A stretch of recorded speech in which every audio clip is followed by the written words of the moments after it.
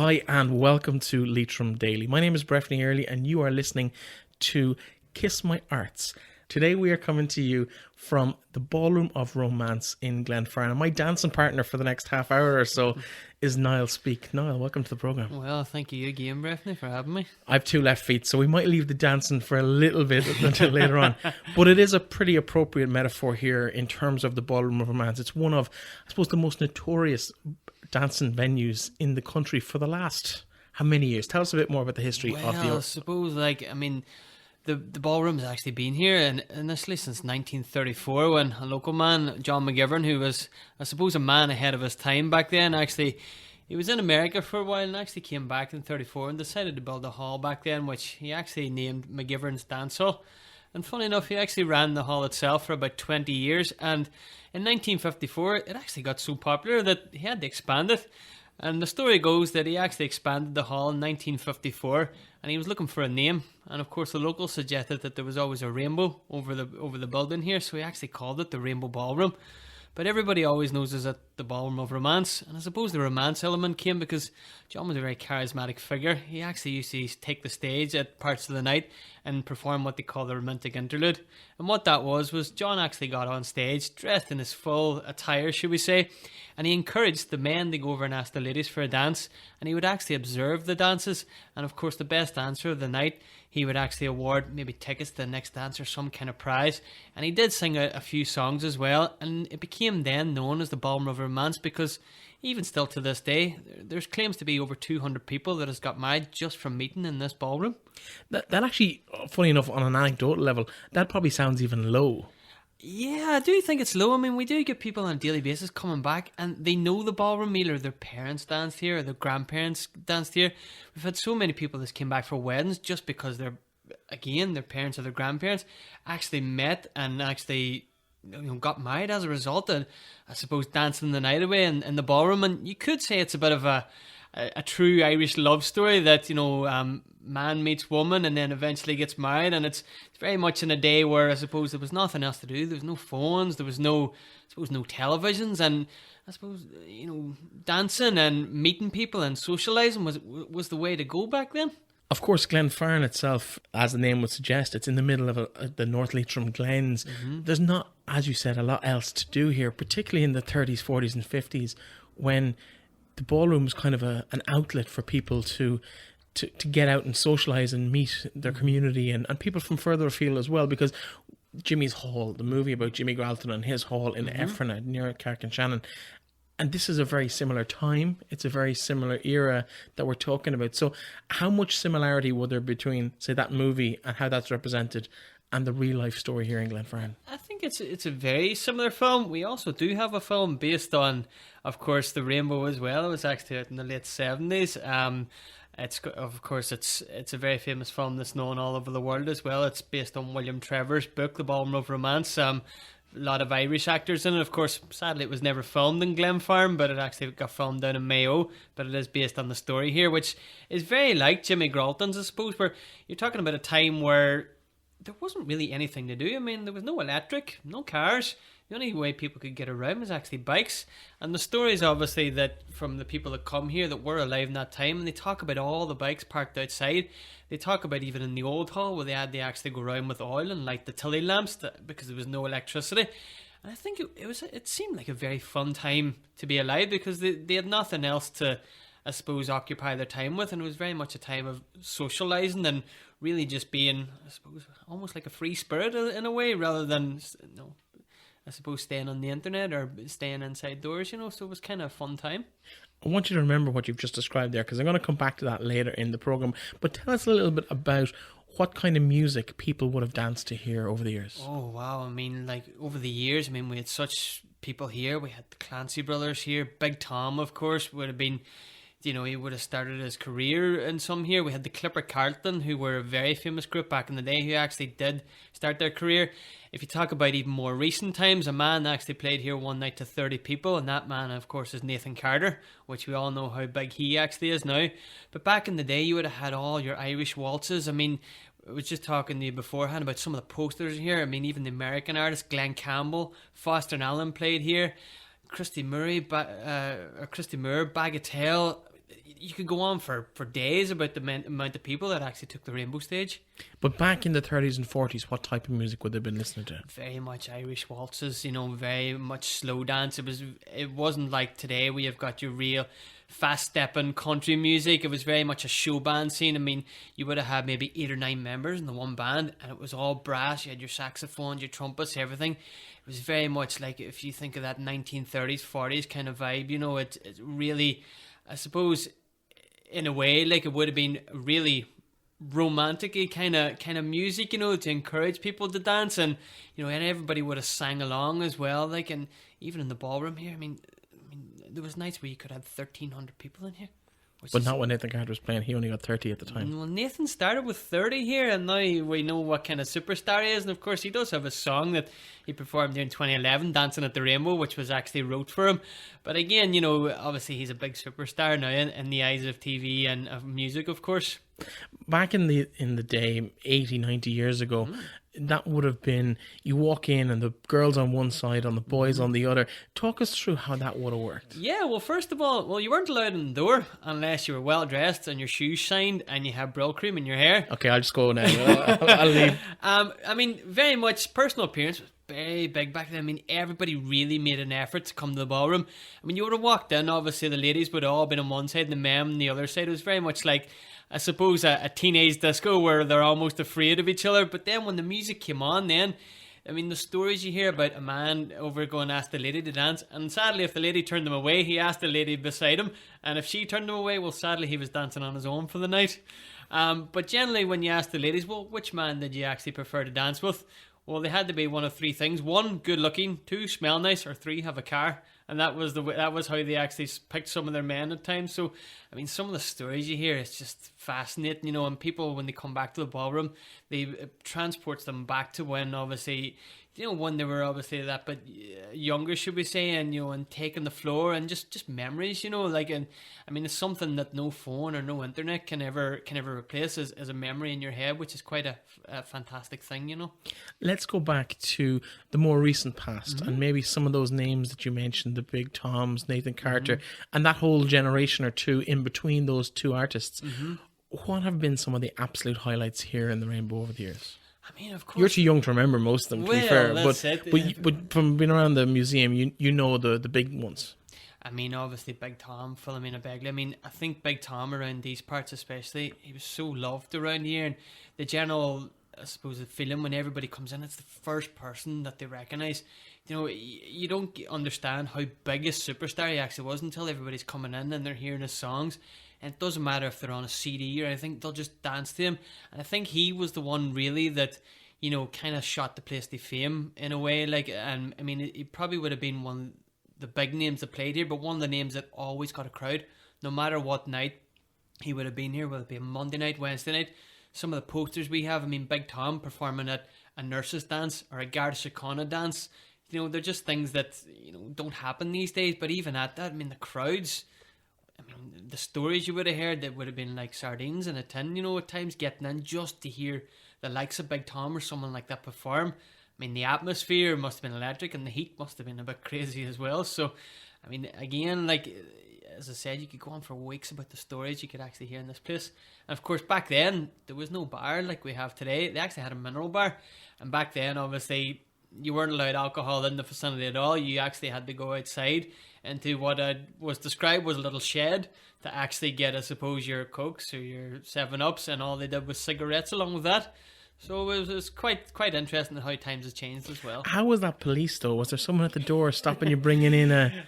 They weren't like today where they hide them in various outfits. They probably came a bit tanked up, to be honest with you, and ready for the ballroom. But I mean... Well, that hasn't really changed, let's be honest. Like, you're talking years ago where health and safety and policing was a lot different. And again, like, everything was a wee bit more free rein today with obviously so much health and safety and the likes of security and stuff. But back then, it was, again, you're talking about a different time. But I would say a lot of them had maybe a few jars or so to get the Dutch courage, as we say, to ask a lady to dance before they came.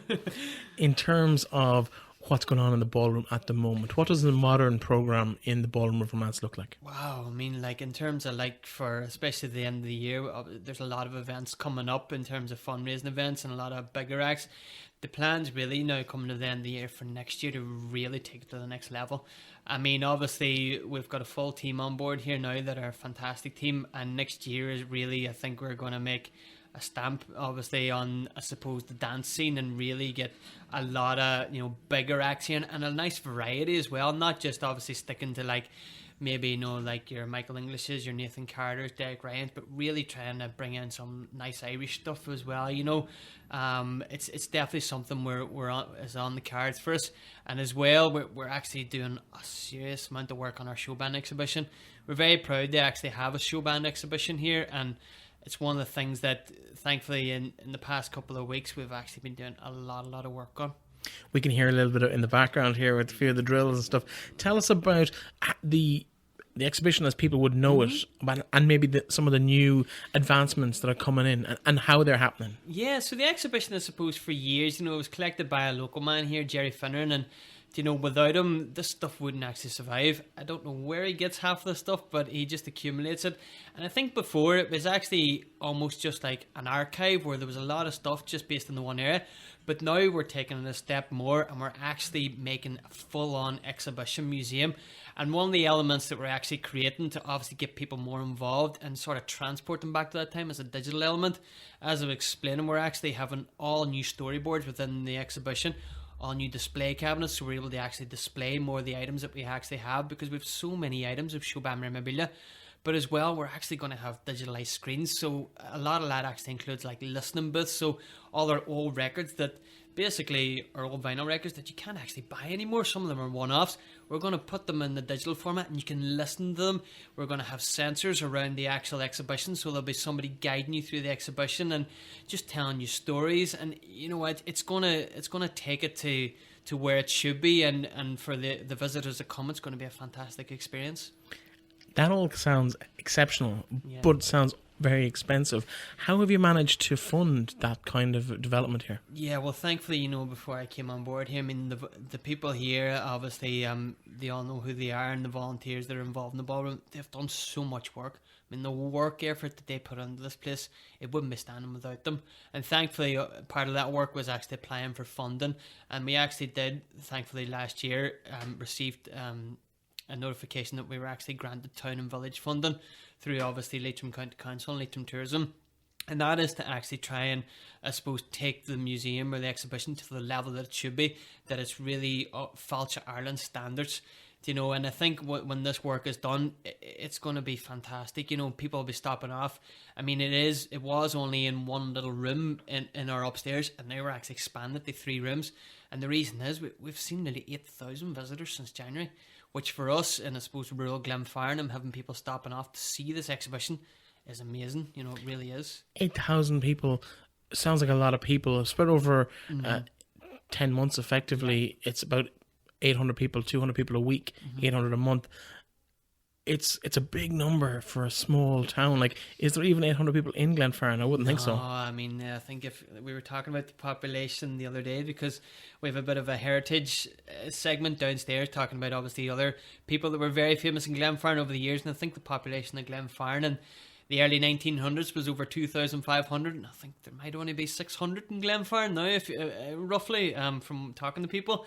But it's just the amount of people stopping by. I mean, we do get a lot of people from the north and Enniskillen direction because we're so close to the border, and obviously we're right on the main road as well. So many people stop off, and I think if we had €1 for everybody that stopped off and took a picture outside, we'd probably be millionaires at this stage. But it's great, you know, that we stop off and the doors are open. I mean, our doors are always open to anybody, and anybody can just come in, and it kind of takes a lot of people by surprise. They don't expect what they expect inside, and they think that it's just a small little communal hall, but it's so much more with the history and the stories and the way it looks. I mean, it's definitely so much more than what it looks from the outside. It's funny, I spent a bit of time in the US, and there's one town that I passed through when I was on my travels that really made an impact on me, and it was Winslow, Arizona, and I'll give you bonus points if you can tell me why. famous for country music? No, not quite. Famous for being referenced in an Eagle song, Take It Easy. So standing on a corner in Winslow, Arizona. And it's on Route 66, which in itself is a huge attraction for people to travel that road. But it's a town of about 1,000 people. It's a bit bigger than Glenfarne, but probably not much more in terms of population. It's not, there's nothing really going on in the town except for this one standing on a corner park, which they have converted really of one song lyric. It's not even a full song, it's just that one lyric. And they've built it as the song describes it. But it attracts 3,500 people a day to just come and get their photograph taken. And they buy a little trinket, or they buy a meal, or they buy a can of Coke, or whatever it might be on their road trip. But it's basically how the whole town supports itself, is just this one thing they've latched onto. And I think in a town like Glenfarne, where, let's be honest, there isn't a whole pile of attractions here at the moment. I know there's work going in terms of a greenway going through the town, which will be huge. And there are other opportunities, like I actually visited Glenfarne Woods here in the forest. It's a phenomenal attraction on the shores of the lake, and there's so much that could be done here. And this is possibly the first start, because once you have something like this, it will attract people in, and that attracts business, that attracts more people, it attracts more population, and it's a rising tide that could carry all ships in the northwest and the north of the county. It is. I mean, obviously we have a few, I suppose, things that are fascinating beside us as well, and hopefully with us doing the work here, we can actually get people here and promote other areas within North Leitrim as well. I mean, obviously 9 kilometres over the road we have the Sean McDermott Centre, the Heritage Centre, which the guys do fantastic work over there, and the cottage as well. And again, being those rural areas, we kind of all have to work together to promote the whole area, which is something that I would hope that we're obviously trying to do, and obviously try and lead the way on, that if we're getting buses and constant people into us, that we're sending them to the pub over the road, or the shop, or the centre over there, or encouraging them to stay locally as well. So it's something that I think will have a knock-on effect for everybody, that if we're ultimately trying to grab everybody into this area, that we're actually helping the region as well as such to promote tourism all over the local areas. In terms of attractions to the local area, let's talk about some of the upcoming events and attractions that are going to be happening maybe between, say, now and Christmas. What's playing in the ballroom over the next 2 or 3 months? Yeah, no worries. Well, thankfully, October, obviously there's a few, I suppose, little things going on, but November is when it really kicks in. I suppose the first one, November for us, actually starts on the 3rd of November. We actually have a memorial tractor run here. So it's all for a good cause. It's all for Macmillan Cancer Support. There's going to be, obviously, a pig on the spit on the day. There's going to be a cake sale. There's going to be raffles. And, of course, a man who's very well known in the ballroom here, Paul Kelly. Of course, he's well known around the area. Paul's actually going to be on a leading tractor, and he's going to be obviously taking off and guiding the tractors around a route. So it's going to be a really fun day for everybody involved, and it is obviously it is a memorial tractor run, so all the funds raised go to a very good cause as well. So that's actually happening on the 3rd of November from 12 p.m. Yeah, Macmillan, and also to the Northwest Hospice as well. So very good local charities too. That one looks quite interesting. I wouldn't be big into the tractors myself, but at the same time, I think I had my first tractor run earlier this year up in Kilty Clogher for the Stony Woods Festival, and different but fun at the same time. Different but fun, and that's something that we're trying to get here. We're trying to obviously try a bit of everything, so that we obviously, as I said before, our doors open to everyone. Anybody that comes with us with an idea, obviously we're more than welcome to see if it can be achieved, however crazy it may sound. I mean, we've had weddings here with tractors and hay bales outside, so yeah, I mean, we're keen to obviously take on new projects, and obviously this is a very good cause as well. I mean, and it's something that a lot of people in the area, a lot of people over the region might be affected by. So it's for a really good cause, and we're more than happy to help out wherever we can. Well, this is a nice opportunity for me to bring back that thing I asked you to remember, which was how a night was like in the 1930s, and you talked about how people had to go around and light the paraffin lamps and stuff. Why don't you do a night like that? Because I think that will be a huge attraction. I know Edwina Guckian down in Breifne runs a Dancing at the Crossroads night on Midsummer's Evening, and I think I definitely would travel from the other end of the county for a night back in the 1930s. It is something that, funny enough, you ask that we were thinking about as of last week. It's obviously our time at the moment. We've so much going on that we have to prioritise the work as well. But it is something that was suggested, and it is possibly on the cards. We just need to figure out, obviously, health and safety and fire hazards and everything with running around with oil and paraffin lamps. But I mean, if it can be done, and if it's something that people are interested in, then yes, we will do it. I think it's your Valentine's night event for 2020. I think it'll be absolutely fantastic. You could be right, and again, the Ballroom of Romance, Valentine's Day. It's a fantastic idea, and I think that sometimes the maddest ideas, or even the quirkiest, or even something a little out of the box, is a good thing to do. I really do think, and hopefully now that we have this idea, that it can be achieved at some stage. Well, I'm in. I'm buying the first ticket. That's all I'm going to say. In terms of the future for the ballroom, obviously it's been here, 85 years? Over 80 years, yeah. In terms of where you're going to go from here, the new exhibition opens shortly. What's the plan? What's the timeline on that? Well, again, like the exhibition, all the refurbishments ideally should be finished within the next 2 to 3 weeks, and all the new digital screens. So that's the kind of time frame we're going on. A lot of stuff is in at the moment, new lighting, everything. I mean, it's starting to really look fantastic. And I think in terms of like an exhibition in maybe like the Northwest or even in Leitrim, it will absolutely be state of the art, and I encourage anybody to come up and see it.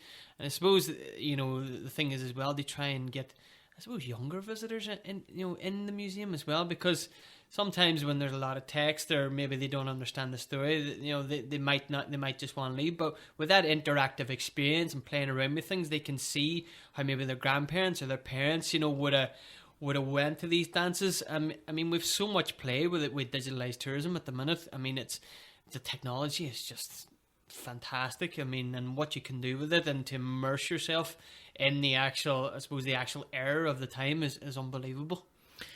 What are the long-term plans for the place? How sustainable is the ballroom going forward?